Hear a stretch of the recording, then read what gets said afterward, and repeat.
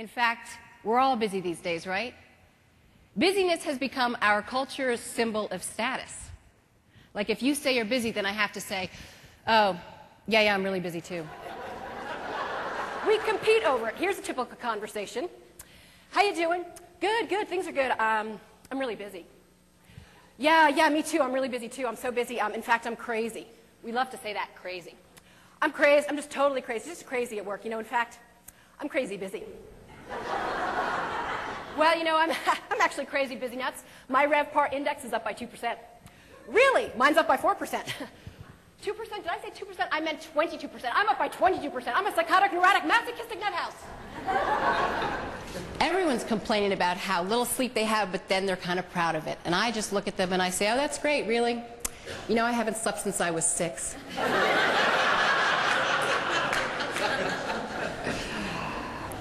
One of the ways we combat our crazy busyness is to multitask, right? That's our new buzzword. And I do this, I'm at home and I'm on the phone and I'm paying my bills.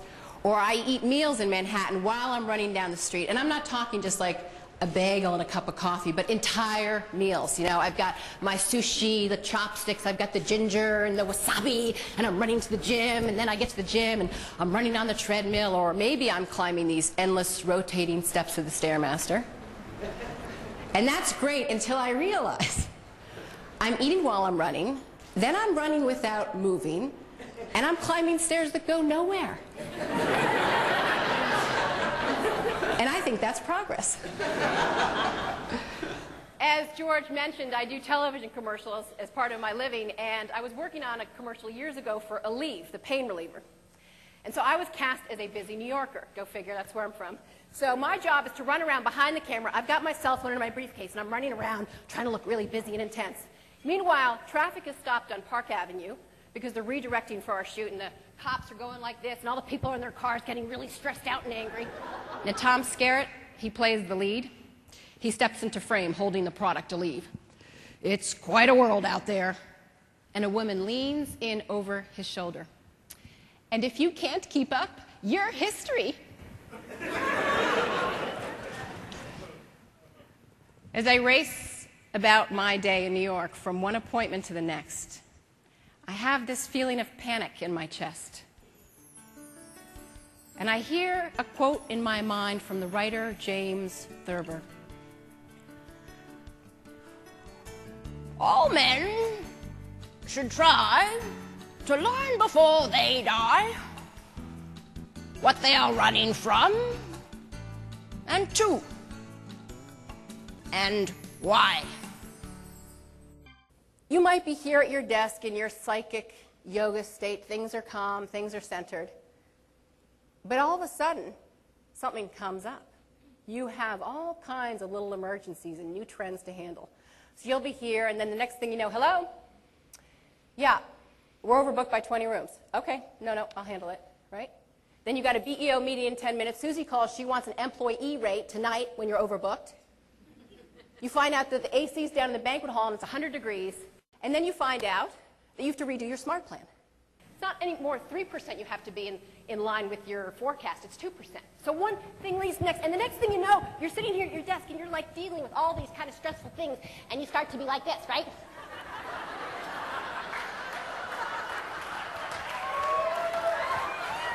I can handle it.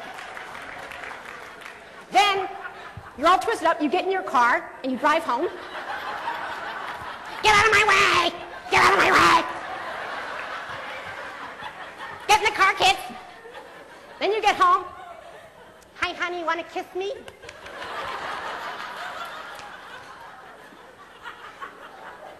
Let me tell you about my day at work. You're not going to believe what happened at the front desk. Ah!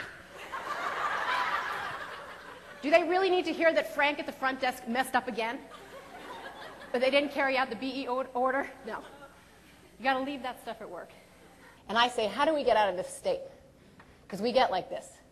And when all the things are spinning around us, which they do in our life, how do we find center? How do we turn that crazy Cuisinart blender into something beautiful? And the simplest yet most profound way to get out of this state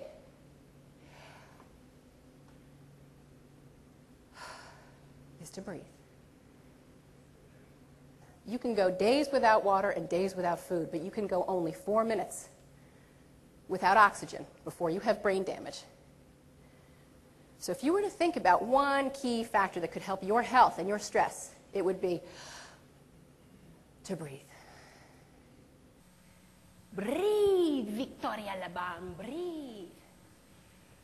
This is the voice of Marcel Marceau, the great mime. And I studied with him in 94 and 95 and 1999. And he would always say this to me. Breathe, Victoria. You are rushing. Why? Take your time. Find your own rhythm, your own internal timing.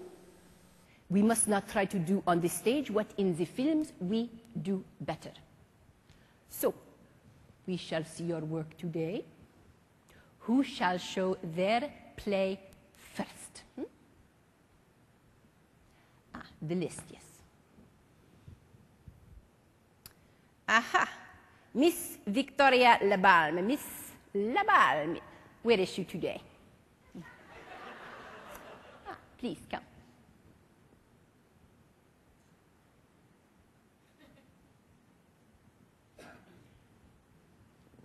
Yes, hello. What is the name of your number?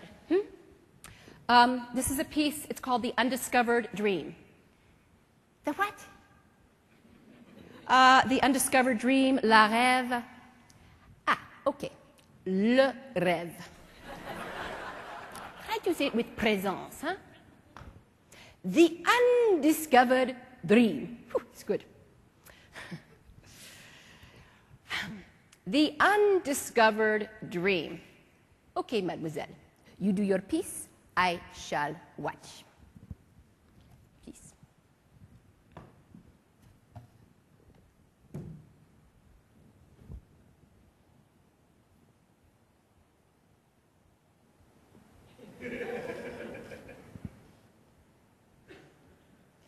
Okay, don't rush. Slowly. Breathe. Breathe. Continue.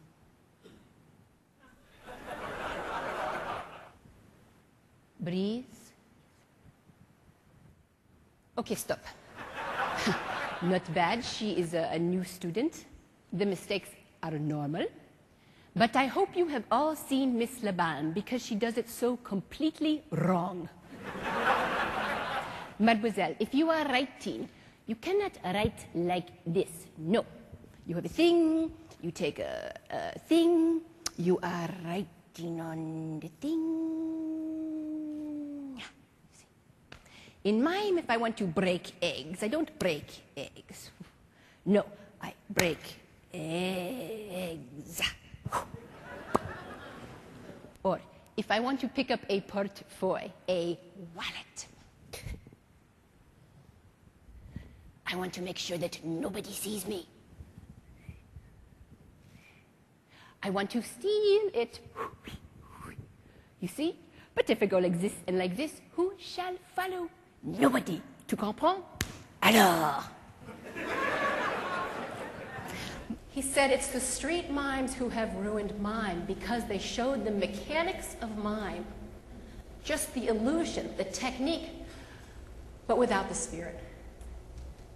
People think of mime as someone in white face with a little black hat and stripes doing stupid stuff on the street. But when you go to see true mime, it's this beautiful, magical movement. You've got oceans and little seeds growing into trees. That's mime. That's the work with spirit. And if you get into a state where you're just returning phone calls and doing the next 10 prospective calls, trying to book rooms, you're doing the mechanics without the spirit.